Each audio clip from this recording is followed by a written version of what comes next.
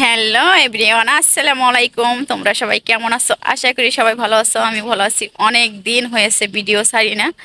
আজকে একটু ছোট্ট ভিডিও করতেছি। আশা করি তোমরা অনেক অনেক সবাই ভালো আছো। তোমাদের জন্য আমি সব সময় শুভ কামনা থাকে আমার তরফ থেকে। মেলা দিন হয়েছে ভিডিও ছাড়ি না, মনটা ভীষণ খারাপ। ভিডিও ছাড়লে ভিউ আসে না। যেই কয়দিন 100-200 ভিউ অন্তত আসছিল, আমি ভিডিও ছাড়ছিলাম। 60টা ভিডিও, 60টাও যদি ভিউ হয়েছে তারপরে আমি ভিডিও ছাড়ছি। কিন্তু ইদারিং মনটা এতটা খারাপ হয়েছে যা বলার বাইরে। তোমাদের বলেও আমি সেটা প্রকাশ করতে পারবো না। আর আজকে সারা দিন এতটা কাজ করছি। দিন হয়েছে এত পরিমাণে ছোট, যা বলার বাইরে। মনে করো দিন ছোটর কারণে কিচ্ছু করতে পারি না, যে একটা ভিডিও করতে চাইলেও করতে পারি না। এই যে সকাল থেকে পাক শাক কইরা রান্না বাড়া করে খাইয়ে এখন মনে করো এতটা ক্লান্ত হয়েছি, ভিডিও করার সময়ই পাই না। আর ইউটিউবে একে একে 5-6টা চ্যানেল খোলার পরেও দেখছি যখন যে আমি সাকসেস হই নাই।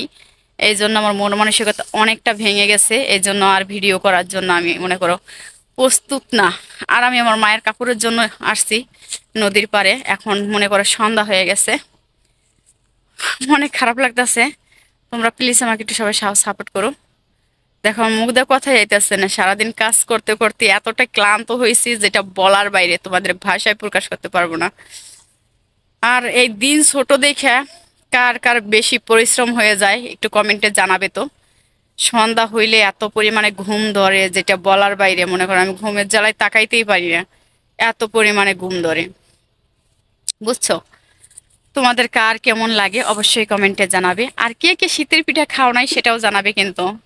আমি শীতের পিঠা খাইতে পারি নাই, কারণ আমি মিঠা খাইতে পারি না, এই জন্য আমি শীতের পিঠা খাই নাই। আর তোমাদের জন্য অনেক অনেক